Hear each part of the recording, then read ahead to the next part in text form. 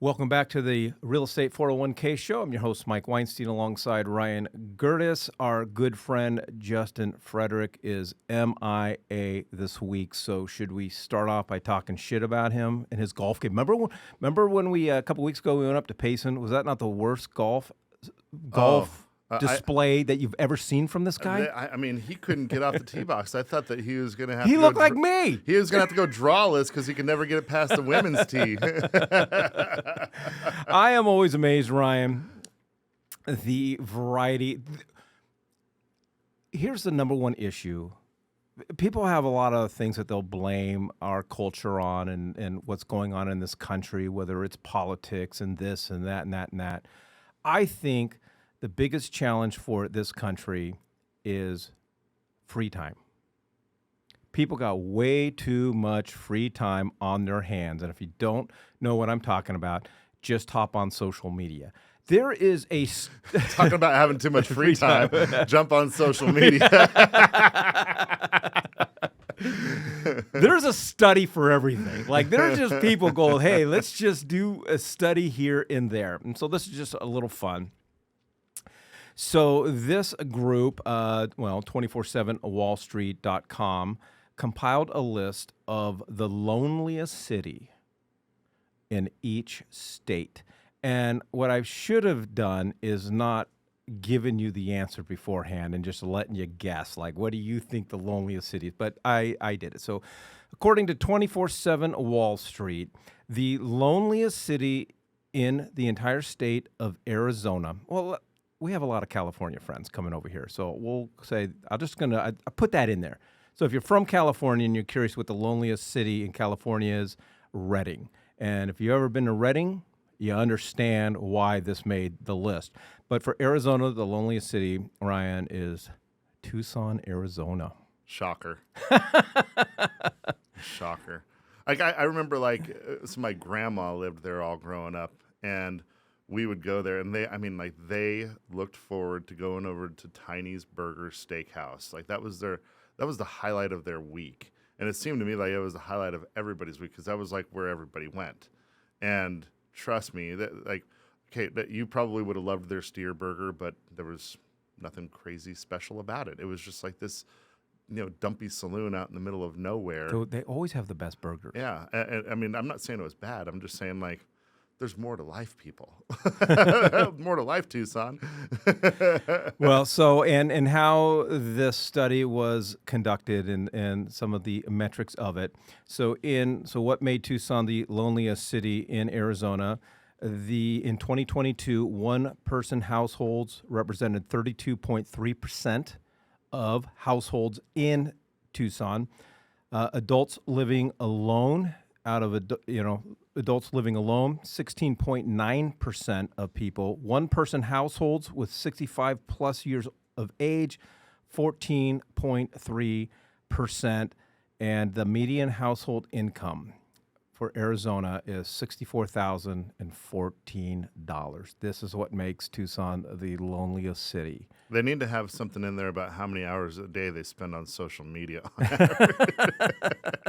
And on that and their side streets. This is the thing that I can't stand about Tucson. I don't really hate Tucson. There's some great resorts, some great golf down there, some great food down there, but it just has I-10 running alongside it, and to go anywhere off I-10, you are just on side streets forever. That would make me feel lonely. The only thing I feel like the only real good thing about Tucson is U of A, and I'm not a U of A fan. What I'm saying is like that's where there's the most energy, where there's where they're having things going on, and then the only other thing I'll give to Tucson is they have revamped their downtown. Their downtown looks way better than it did 20 years ago. There was not the drugs, the vagrants, the all the bad things that go along with what those kinds of things have. There's a venue there called the Rialta, and it's a little concert venue. and that might be my favorite concert venue. I remember the first time I ever came to Arizona was 91, 92. Had a buddy of mine that lived out here, came out for Thanksgiving, and we spent some time down in Tucson. And we went to about 4 or 5 different people's homes. And the one thing that just it stuck with me, and I thought was very, very odd, and I don't know if this is still the case because I don't spend enough time down in Tucson, but every house we went into, right above the toilet was always a mirror. And it just seemed weird, but now it's making sense because if you're lonely, You need mirrors everywhere. I guess so. All right, so let's. I don't know how we got off on that tangent, but that's funny. It just struck me. All right, so now we want to move a little farther north, talk about Scottsdale, and you're going to want to text the word Scottsdale to 623 AZ Recon. That's Scottsdale to 623 AZ Recon. Another study. I found this fascinating because we know that Scottsdale is one of the top destinations for people not only visiting the Phoenix metropolitan area but moving here. We know that the largest, I don't know how to say this, but people who've got the most amount of money, the number one city is Paradise Valley, and number That's two, the highest income producing demographics and number two that is in Paradise Valley-ish area. And number two, I found this interesting. Scottsdale ranks among 5 best cities for finding a job without a degree. Number 1 was Fort Myers, Florida. Number 2 was Mount Pleasant, South Carolina. Number 3, Harrisburg, Pennsylvania. Number 4, Annapolis, Maryland. Annapolis. That too. I'm just let's just let me read. It's a joy for our listeners just to watch me butcher the English language. And Scottsdale comes in at number 5. So our advice, if you are relocating to Arizona and or still live in the Arizona area, and you've got high school kids getting ready to graduate or college age kids who refuse to go to college, if you got kids that don't want to go to college, I'm telling you, text the word Scottsdale to 623 AZ Recon. You may want to move your family to Scottsdale, Arizona. I mean, the only real conclusion I can draw from that is because tech is so huge here now. And I think that, I'm sure that there's numbers out there, but if we haven't surpassed Silicon Valley, we're about to. They're just moving over here and just by the thousands. And a lot of the folks that have those types of tech jobs, they don't always have degrees. They learn from hanging out with other techies and playing around on their computers and writing code and doing certification courses, etc. So I actually think that this is a pretty promising thing. If you can if you're getting a job in Scottsdale, you're getting paid pretty well. And that's no degree, without a degree. I think that's a pretty cool thing because, in a lot of ways, some of these universities and the degrees that they're handing out aren't as applicable as they once were, right? I mean, would you rather somebody that has 4 years experience in real estate versus somebody who had 4 years of college in real estate? Oh, I would take the 4 years of experience in real estate all day long. Right. But the problem for that student or that person is getting the 4 years of experience to the point. But yeah, if I had to pick between 2 real estate professionals, one had 4 years in the biz and's actually closed something and had some experience. Full time. Right. As opposed to somebody that just came out with 4 years of just book smart and a major in real estate, and I was needing somebody to help me invest in real estate, I would pick the experienced agent all day long. Right. I want someone who understands how to negotiate, who understands the process of escrow, of lending, of contract work, the bylaws, and so on and so forth. So I think this is a pretty promising thing because out of all these Fort Myers, and now I don't really know the demographics of these other cities as they relate to Scottsdale, as far as being kind of like the primary income earners of the state versus, not needing a degree. But I feel like Scottsdale is a pretty prominent city that throughout the world as being a pretty not only tourist attraction but high income producing type of area. And so the fact that it's in the top 5 for not needing a degree. You kind of get where I'm going as far as it being a recipe for something where there's huge opportunity. All right, if you're looking for more information and wanting to understand the Scottsdale real estate market, all you got to do is text the word Scottsdale to 623 AZ Recon. That's 623 AZ Recon. Let's talk about, and I'm going to I'm going to put you on the spot here, but kind of talk about the different areas of Scottsdale. I break up Scottsdale pretty much into 3 areas. Old Town, kind of Midtown, and then North Scottsdale.